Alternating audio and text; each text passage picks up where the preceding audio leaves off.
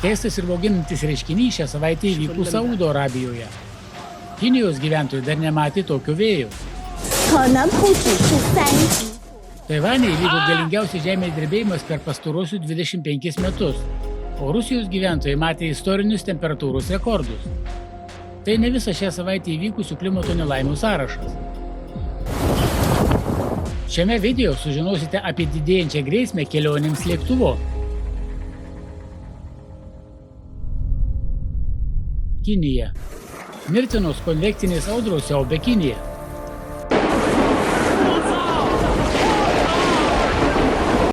Kovo 31 naktį Dzensi provincijos Nančiango mieste galingas vėjo gūsis išplėšė daugiaaukščio namo langus.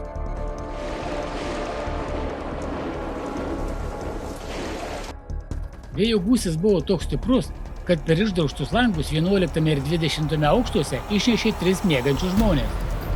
Deja, jie neturėjo galimybių išgyventi.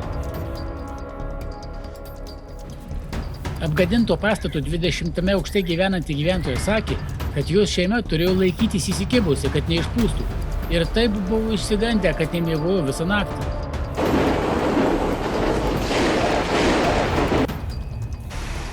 Per siaučiančią stichiją buvo sužeista 10 žmonių. Balandžio 2 dieną tame pačiame mieste smarki audra vėl griovė namus.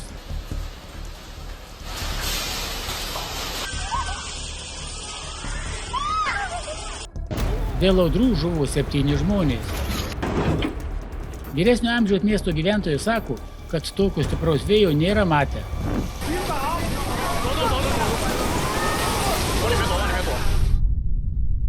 Saudo Arabija. Jau maždaug mėnesį audros, potvyniai ir kruša siaubia įvairius Saudo Arabijos regionus. Tačiau nuo kovo 29-osios įvyko kažkas neregėto. Antroje pagal dydį pasaulį dykumoje smarkios liūtys, lydimos perkūnijos ir krušos, nesiliauja jau savaitę.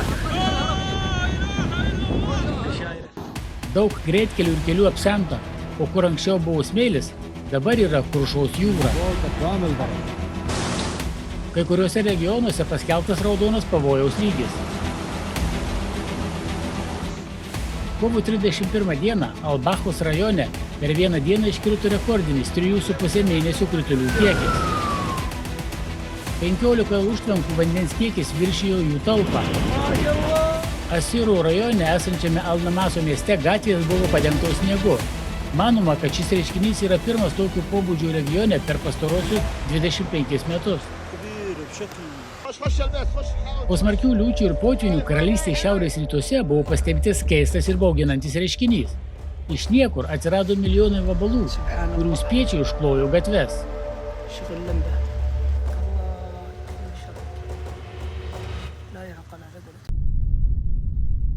Indija. Kovo 31 dieną smarki audra padarė didelių nuostolių 4 Indijos valstijoms. Audra padarė didelę žalą tarptautiniam Guvahačio oro uostui. Daug skrydžių teko atšaukti. Labiausiai nukentėjo Džalpaigūri rajonas vakarų Bengalijoje, nes jį užklupo viesulas ir stipri kruša.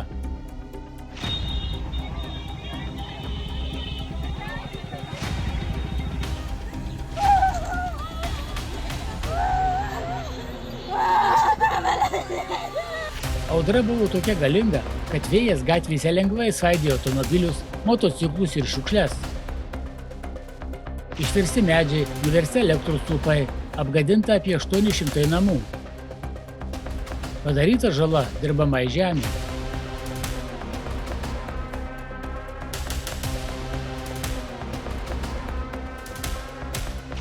Dėl stichinės nelaimės žuvo 5 žmonės, o daugiau nei 300 buvo sužeisti. 42 iš jų labai sunkiai.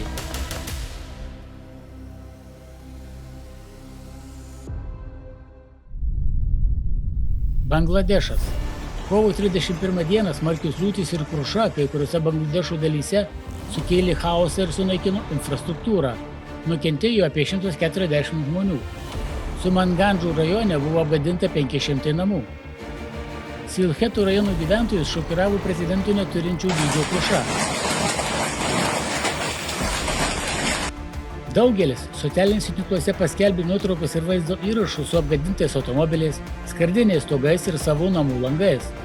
Tačiau šalies sinoptikai neprognozavo stipriaus krušos Ilfete.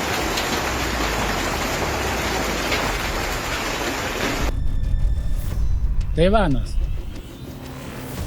Balandžio 3 dieną Taivane, netoli Hualien apygardos, įvyko 7,2 balų stiprumo žemės drebėjimas. Jis tapo galingiausiu saloje per pastarosius 25 metus.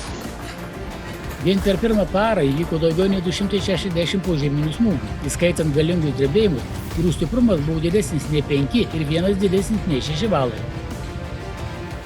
Žemės drebėjimas sukėlė daugybę nuošliaužų ir uolų griuvimų, dėl kurių žuvo žmonės.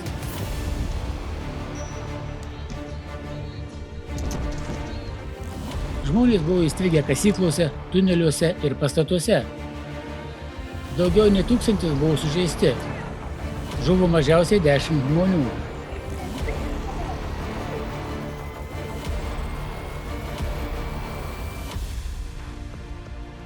Didelio masto nelaimės daro žalą ne tik tai šaliai, kurioje įvyko, bet ir dažnai paliečia visą pasaulio ekonomiką.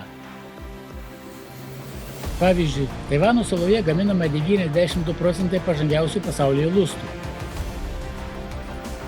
Net nedideli šių įmonių sutrikimai gali rimtai sutrikdyti viso pasaulio tiekimo grandinę. Europa. Kovo pabaigoje Europos šalis apėmė neįprastas vasaros karštis.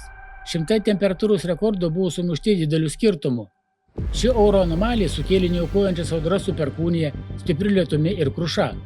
Tuo pat metu dulkės iš Sacharos labai pablogino oro kokybę regione. Ukraina. Ukrainoje nuo kovo 30 dienos vidutinė paros temperatūra normą viršijo 5-12 laipsnių. O jau balandžio 2 dieną dėl stipraus vėjo be elektros liko beveik 300 gyvenviečių. Labiausiai nukentėjo Kijevo sritis. Sostinėje stiprus vėjas laužė medžius ir nuplėšė namų stogus. Lenkija. Kovo 30 dieną Tornov mieste užfiksuota aukščiausia to mėnesio temperatūra per visą stebėjimų istoriją. Po balandžio 1 šalyje siautėjo uraganinis vėjas, kurio greitis siekia iki 43 metrų per sekundę. Deja, dėl nelaimės sunaikinta ne tik infrastruktūra, bet ir žuvo 5 žmonės.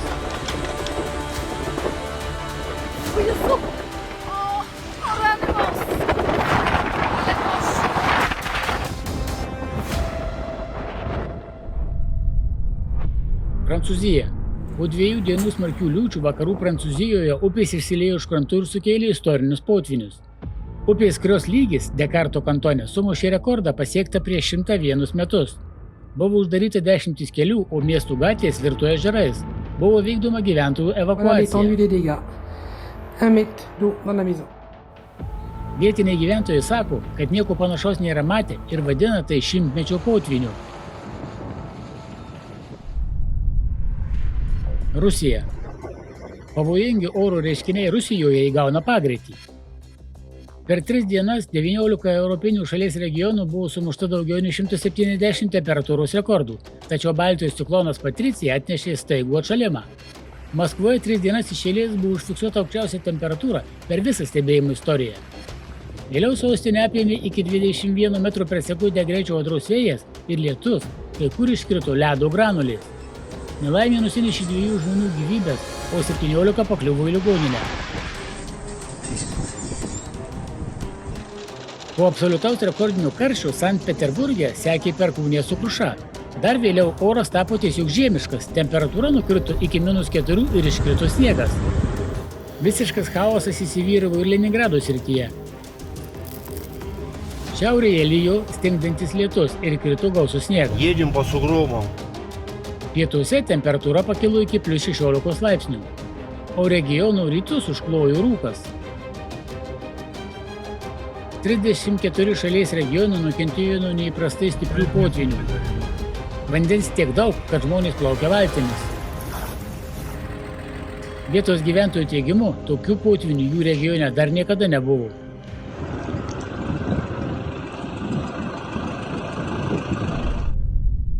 Jungtinės Amerikos valstijos. Balandžio mėnesio audrų serija apėmė didžiulę teritoriją nuo centrinių valstijų iki JAV šiaurės rytų. Jos atnešė neįprastų kritulių ir kai kuriuose vietose didesnį nei 11 cm skersmens krušą bei 10 tornadų, kurie smogė valstijoms nuo Teksaso iki Ohajo.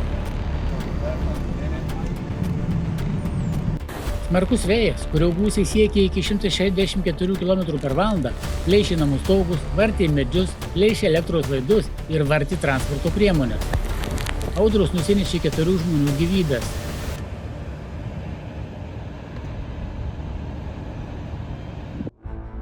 Kovo 29 dieną United Airlines lėktuvas susidūrė su stipria turbulencija ir lėktuvas turėjo avariniu būdu leistis oro uoste Niujorke. 22 keleiviai buvo sužeisti, 7 atsidūrė ligoninėje. Balandžio 3 dieną dėl didelės turbulencijos 2 žmonės Southwest Airlines skrydžio iš Naujojo Orleano į Orlandą metu buvo sužeisti. Kapitonas paskelbė avarinę situaciją ir lėktuvas nusileido avariniu būdu. O prieš 3 savaitės skrendant iš Sidnėjaus, Australija, į Naujosios Zelandijos miestą Oklandą įvyko didžiulė turbulencija, dėl kurios buvo sužeista 50 žmonių. Iš jų 12 buvo paguldyti į ligoninę.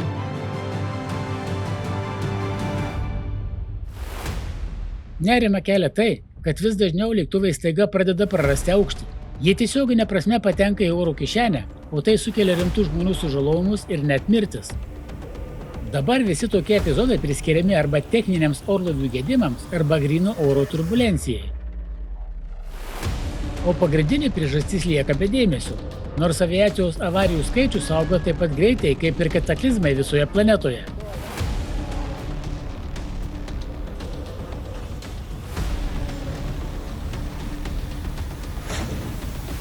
Tai visos vienos grandinės grandys. Skrydžiai jau tapo pavojingi, o dėl šios tendencijos artimiausiu metu mūsų laukia visų skrydžių atšaukimas.